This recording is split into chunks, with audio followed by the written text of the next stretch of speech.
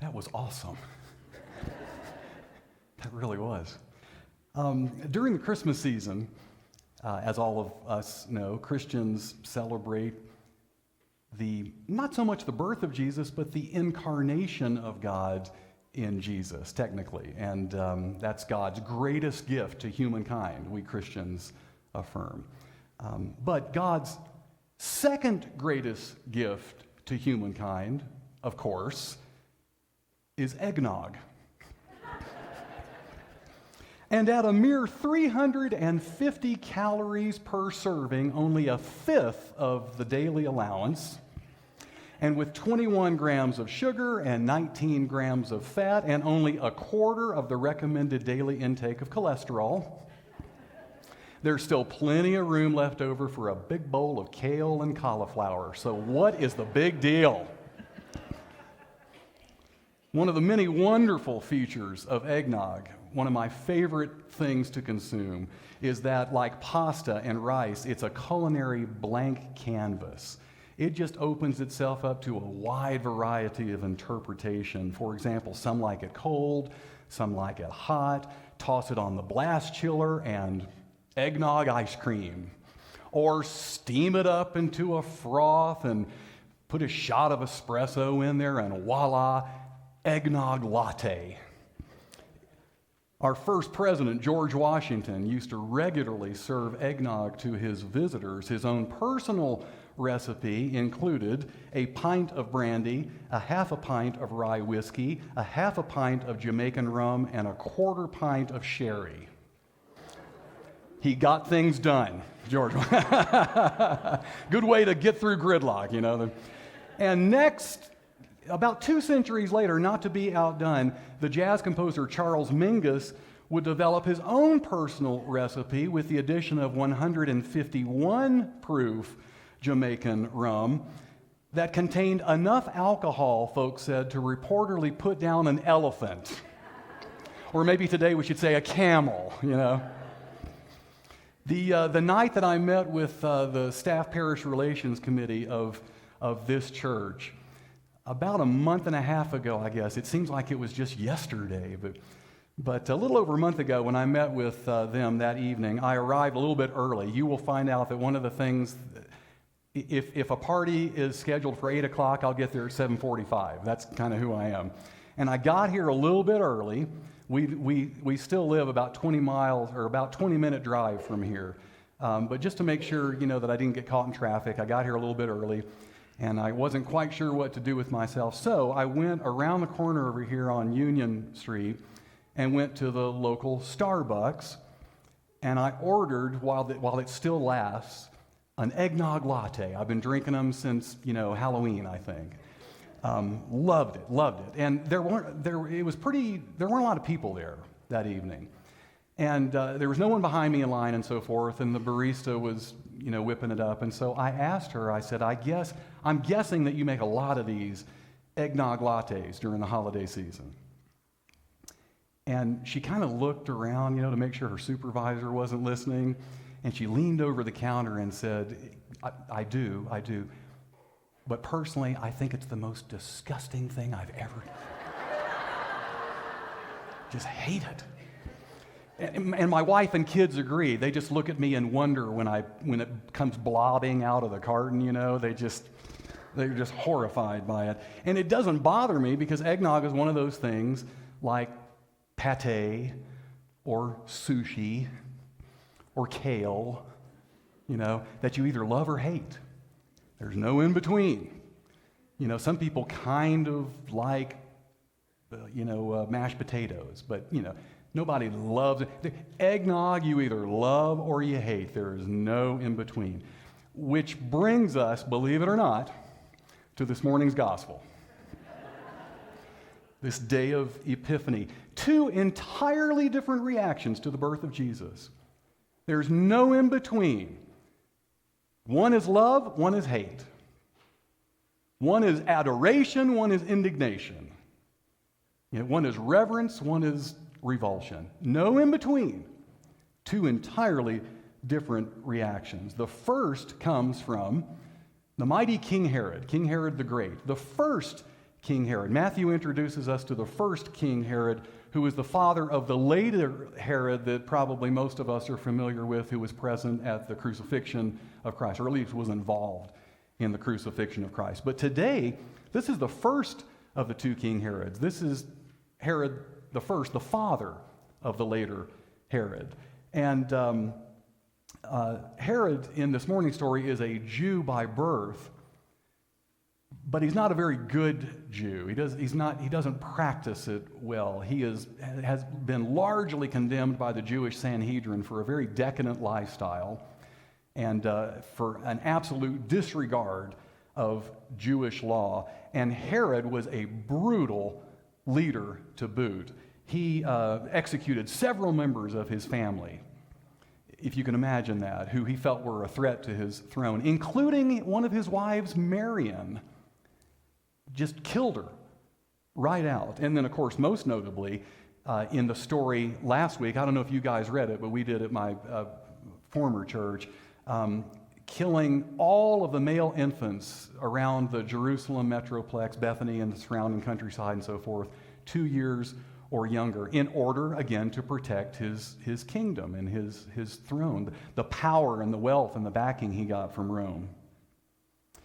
So, in this morning's story, when a group of Arab astronomers arrive in Judah, from, interestingly, scholars believe, is the old Babylonian, but what today is known as Iraq and Iran region.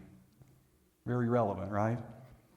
When they arrive from that part of the country, they are Arabs, they're non-Jews, Gentiles. When they arrive into town and begin to inquire about where this newborn king of the Jews is to be located, well, Herod was, according to the Revised Standard that Andy was reading, I believe, Herod was troubled.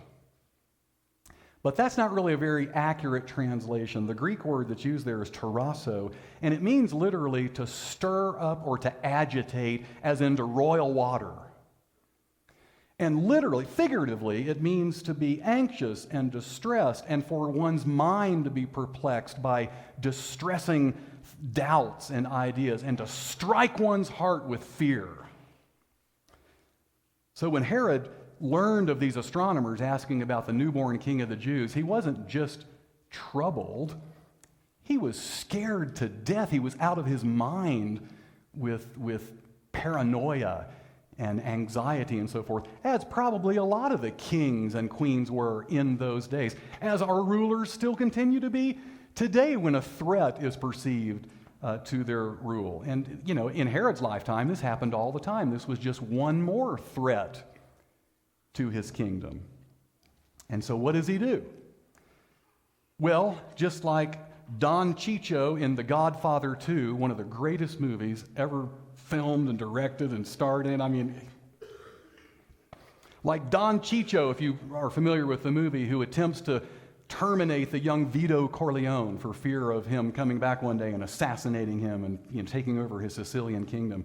King Herod does the exact same thing. Now, I often read from the Message translation that some of you, I'm guessing, are familiar with, so it sounds a little bit different than what Andy read. But it said Herod arranged a secret meeting with these scholars from the East, and pretending to be as devout as they were, he got them to tell him exactly when the birth announcement star appeared, and they told him the prophecy about Bethlehem, and so he said to them, "Go and find this child. Leave no stone unturned, and as soon as you find him, send word, and I will join you at once in worship." Yeah. He had no intentions of worshiping. Now, he had bad intentions, you know. Now, of course, God is wise to all this.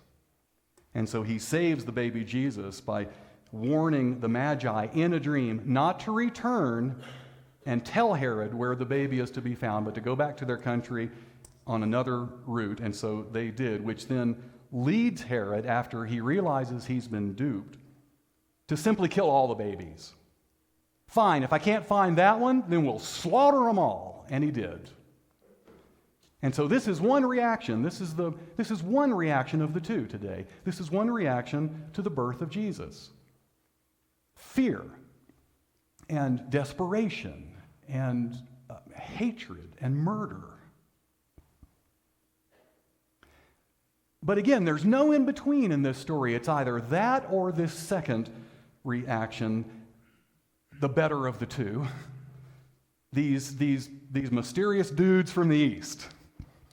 You know, these wise men, we call them, the magi, we call them. They believe they were court advisors to their king in the Arab part of the world. They were sorcerer priests. They were occultists in the good sense. They specialized in astrology and astronomy. And so, just as Herod did, they also were inquiring about the whereabouts of the king. Where is this newborn king to be found? But for completely opposite reasons than Herod. Herod asked, where is the king, so he could find him and kill him. But the Magi asked, where was the king, so they could pay him homage, so that they could worship him. And they even brought gifts that were not found in Palestine, but they were indigenous to their part of the world. Gold, which in those days still is, was considered king, you know, and aromatic resins, frankincense and myrrh, that had a variety of medical and religious uses. Where may this new king be found? Both the Magi and Herod were asking, but for two entirely different reasons, and coming from two entirely different places, different intentions, different motivations, which makes this then quite an interesting and relevant text for this morning's worship, I think, with all of you out there probably asking, where is this new pastor from? Where is he traveling from? What brings him here? And I'm not talking about geographically, of course, but I'm talking about spiritually and relationally and emotionally and politically. And where is this new pastor coming from? Where may he be found? You know, where does his motivations lie? What are his intentions for the future life of this congregation? And I'm thinking the same about you. Where are you coming from?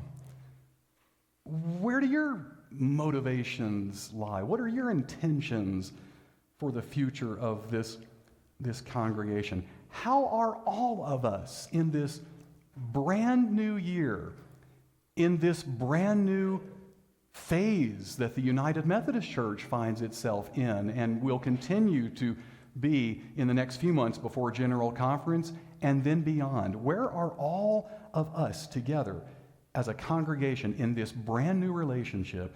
How are we going to respond to God's gift of Jesus Christ from either a place of low, impure, selfish selves like Herod, or from a higher place, our truest selves, our purest selves, like these visitors from the East? How are we going to respond to God's gift in Jesus with the same kind of love that God has given us? And by that, I mean unconditional love. Now, churches say that all the time, unconditional love. It just kind of goes in one ear and out the rest. But I really want you to think about that. A love without conditions.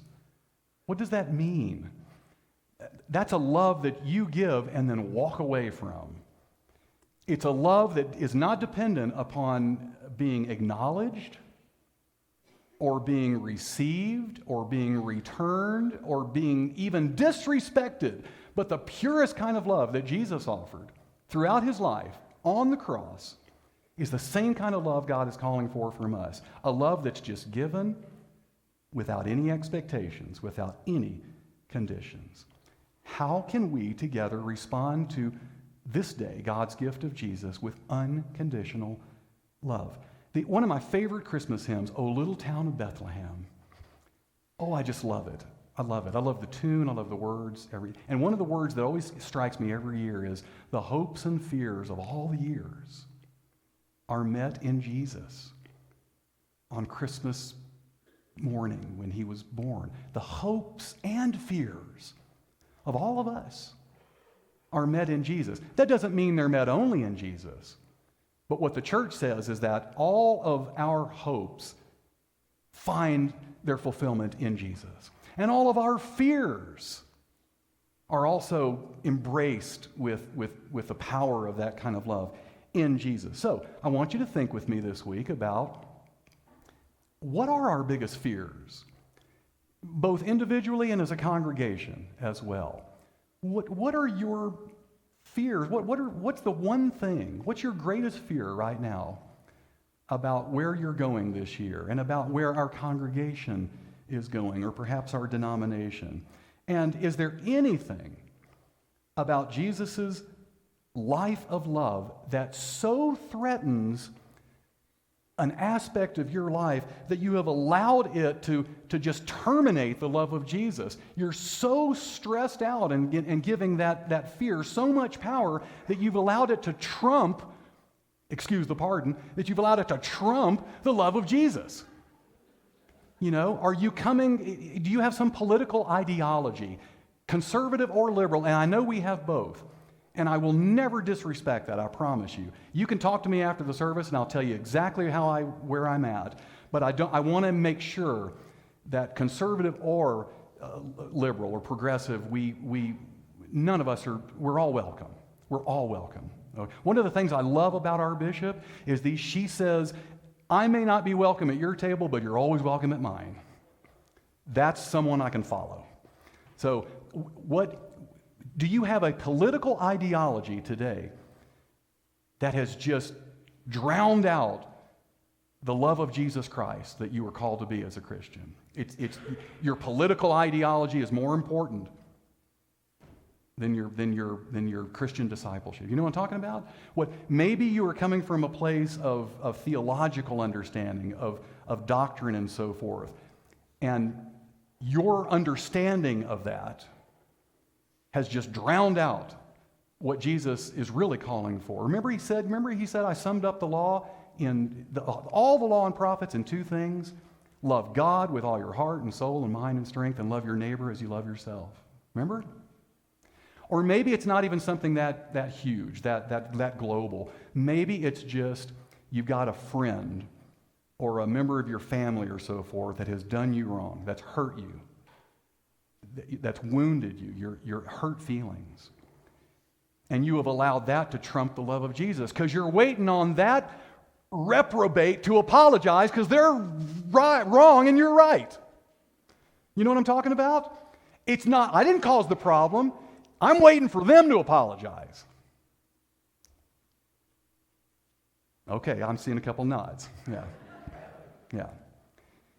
Is there anything in your life that you've allowed to somehow take a higher stance, of primary importance in your life, rather than showing in your life the unconditional love of God in Jesus Christ? One of the most confounding things about the spiritual life is that it seems like it's these things, it's these challenges, it's these enemies that are our greatest friends. These things provide us the greatest opportunity to grow spiritually. It's not the good things that we welcome, but it's these things that offer us the greatest opportunity to grow in Christian discipleship. And I'll give you a real brief example. Years ago, I used to pray for patience because I wasn't a very patient person. And I'm still working at that. But I prayed to God for patience, and I expected some type of miracle cure. I'd wake up in the morning and be patient. But God answered my prayer. But he said, fine, if you want patience, then bam, 2 children. Now be patient. Those things are more valuable to our spiritual lives than gold, frankincense, and myrrh. You know it, right? More valuable. So, God has given us now each other, you and I. We didn't ask for it, but God brought us together. So, and God brought us together to realize our hopes that are greater and beyond our fears. And I know you have some, and so do I. So, following the example of Jesus, how can we all together, how will we all together respond to this wonderful event that we celebrate today, the birth of Jesus, that God incarnate in Jesus Christ? How will we respond? There's no in between. You got to choose either love or fear. This is the word of God from the Gospel of Matthew, and we give thanks to the Lord for the reading and the hearing of God's holy word.